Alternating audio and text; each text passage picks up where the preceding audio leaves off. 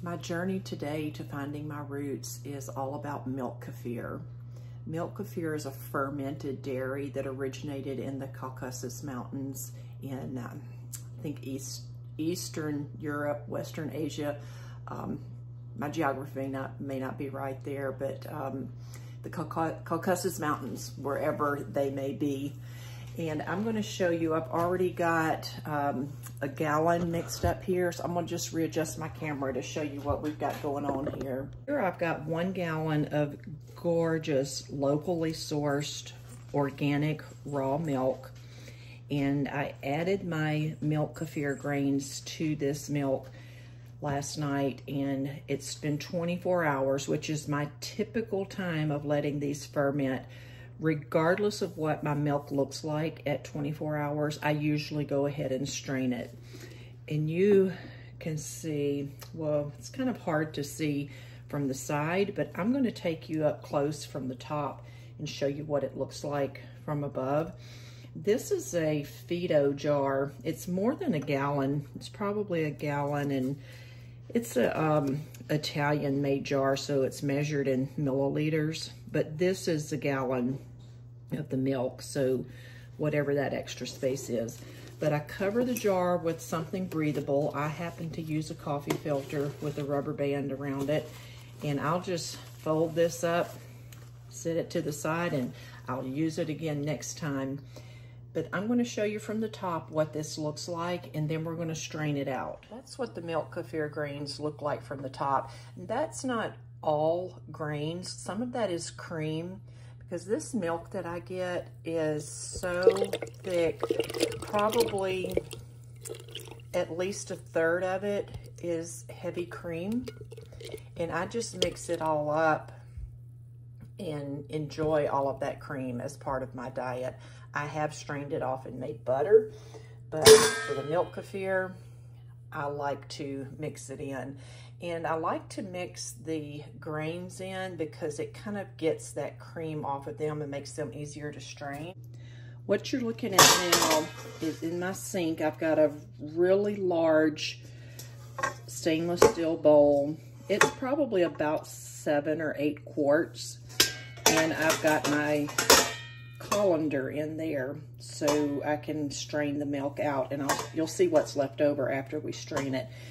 There's a lot of speculation that metal reacts negatively with the fermented milk kéfir, but I think that's been debunked, that as long as you use stainless steel, that it doesn't react. And I'm not storing it in this, so for it to be in these containers for just a few minutes, I'm perfectly comfortable with that.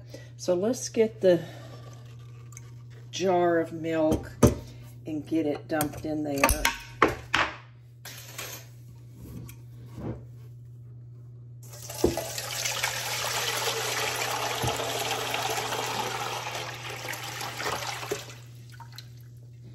So that is all of the milk dumped in the colander. And sometimes it's even thicker than this. Sometimes I guess, I don't know what would make the cows have more cream at sometimes versus others. But that is the grains. And I'm going to take you up a little bit closer to look at those.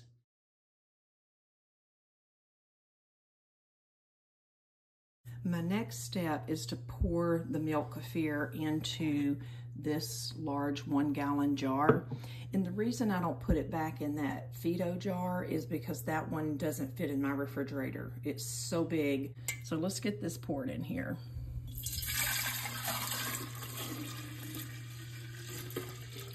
I hate when a little bit sloshes over the sides because this is precious stuff, and I don't like to waste any of it. I'll just put this lid on that jar, and then we've got a gallon of milk kéfir ready for the refrigerator. I drink 2 cups of this every day, and it is luscious. These lids come separate from these jars. They also come from Azure Standard. But these jars and lids are very inexpensive. They're very good storage containers. I store much of my grains in them. And you see the milk that I'm putting in here. So that'll fit in my refrigerator nicely. And what I'm going to do with this is I'm going to cover it with milk. I'll probably only put just a little bit over the top of the grains, put the lid on it, put it in the refrigerator, because you can't store these without any milk on them because they feed on the lactose. So for the week that they're going to be sitting in my refrigerator, they have to be covered with milk so they have something to feed on. They probably wouldn't die in that time frame, but they would start getting weaker, and they may not ferment my next batch as well. And when these are ready to be used again, I'll strain that very fermented milk off. Elvis loves it on his food. I'll put these in my big Fido jar again and start the process all over again. This is a weekly ritual around my house, and I love it. Thanks for following me on my journey today to finding my roots, where we strained milk kéfir. I'm going to get this in the refrigerator. It'll be nice and chilled in the morning and ready for breakfast. See y'all next time.